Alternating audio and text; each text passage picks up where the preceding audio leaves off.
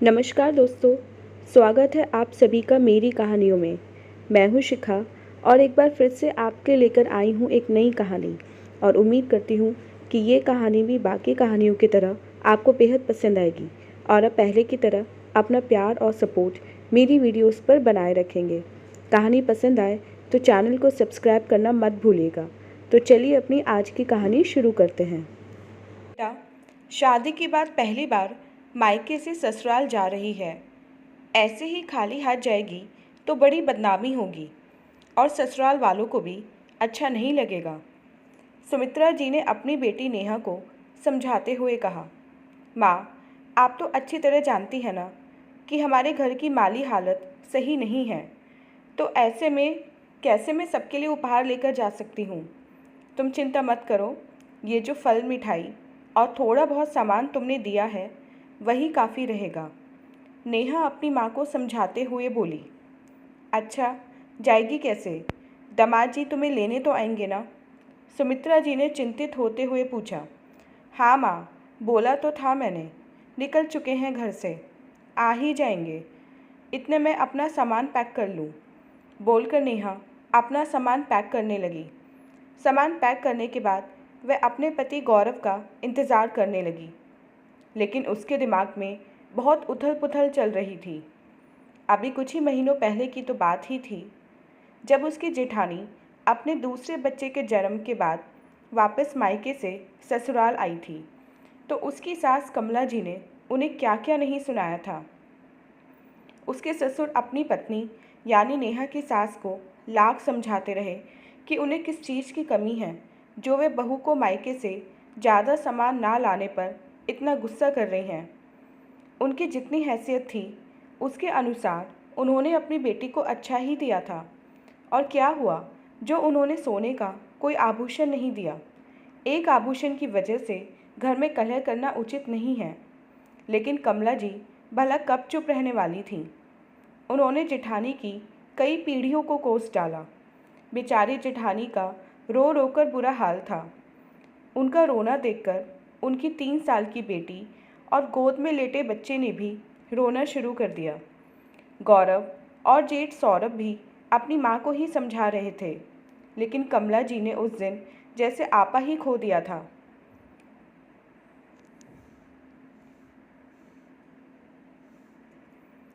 तब गौरव ने नेहा को इशारा किया कि वह भाभी और बच्चों को वहाँ से ले जाए। जेठानी शिखा का मायका भी नेहा की ही तरह हल्का था। कमला जी समाज को दिखाने को गरीब घर की बहुएं ले तो आईं, लेकिन कभी उन्हें दिल से स्वीकार नहीं किया। शादी तय करते समय ही उन्हें अच्छे से पता था कि दोनों परिवारों की माली हालत में बहुत अंतर है, लेकिन फिर भी उन्होंने न केवल गरीब परिवारों से रिश्तेदारी जोड़ी, बल्कि उनसे भारी भरकम सामान लाने की उम्मीद भी कभी नहीं छोड़ी। बेवजह घर में कलह करने की उनकी आदत से ससुर दिनेश जी बहुत नाराज़ होते, लेकिन तब तक कमला जी अपना असली हथियार प्रयोग कर चुकी होती और धमकी दे डालती कि अब वे मुंह में अन्न का एक दाना भी नहीं डालेंगी। फिर वे ना कुछ खाती, ना किसी से बोलती।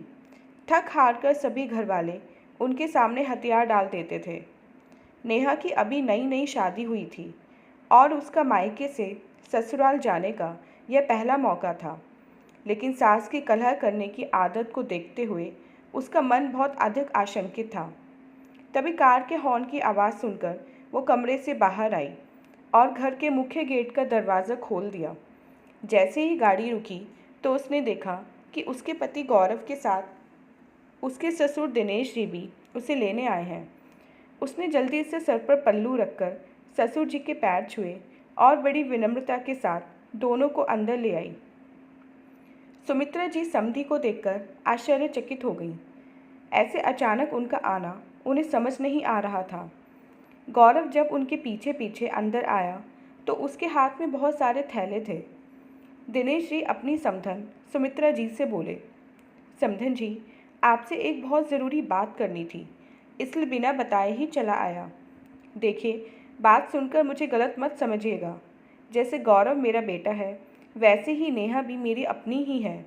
मेरे घर में एक हिटलर रहती है जिससे हम सभी बहुत डरते हैं।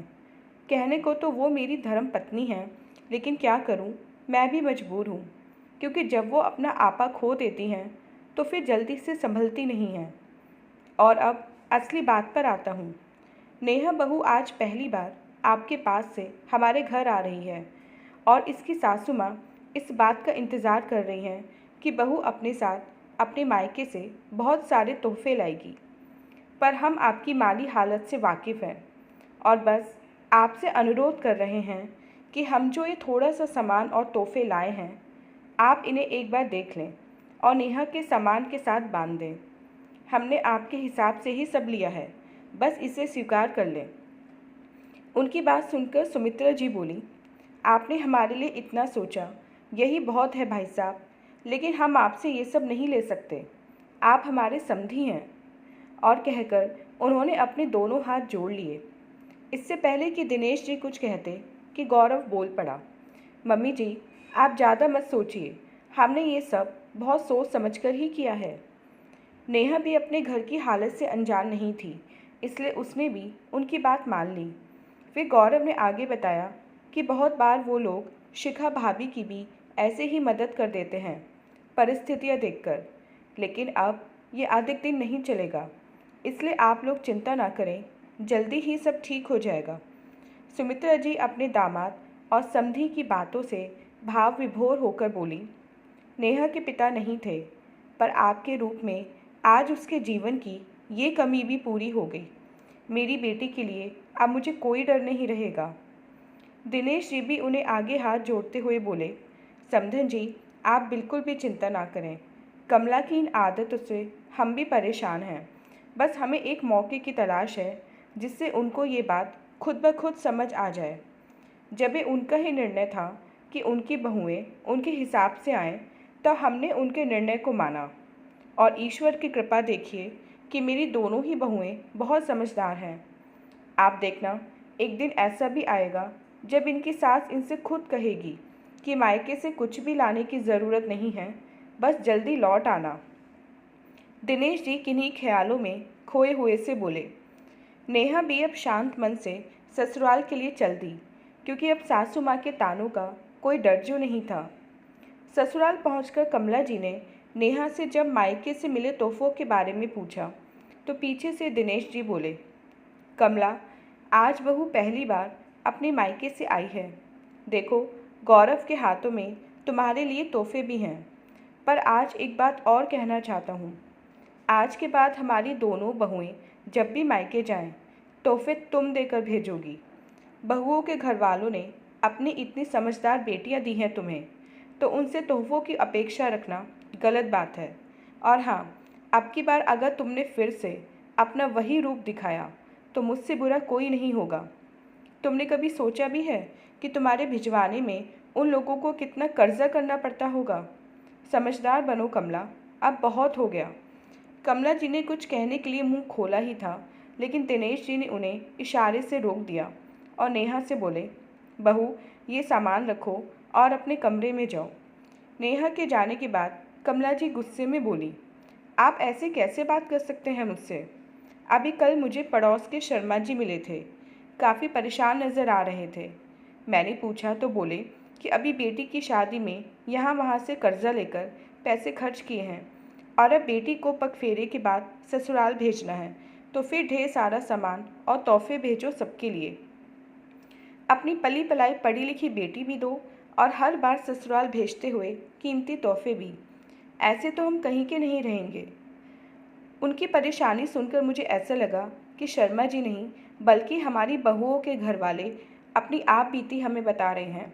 इसलिए मैं तुम्हें कह रहा हूँ कि अब अगर तुमने बहुओं से, मायके वालों से तोहफों की उम्मीद की, तो तुम तो क्या अपना रूप दिखाती हो जो मैं दिखाऊंगा।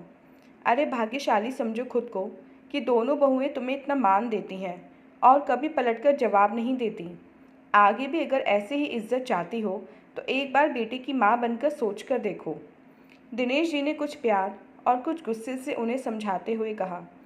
कुछ देर खामोश रहने के बाद कमला जी बोली, मुझे माफ़ कर दीजिए, मैं भी न जाने कौन सी सास बनने की कोशिश कर रही थी। अब से मैं कभी बहुओं को तोहफे लाने को नहीं बोलूँगी। सिर्फ उन्हें मायके से जल्दी लौटने को कहा करूँगी।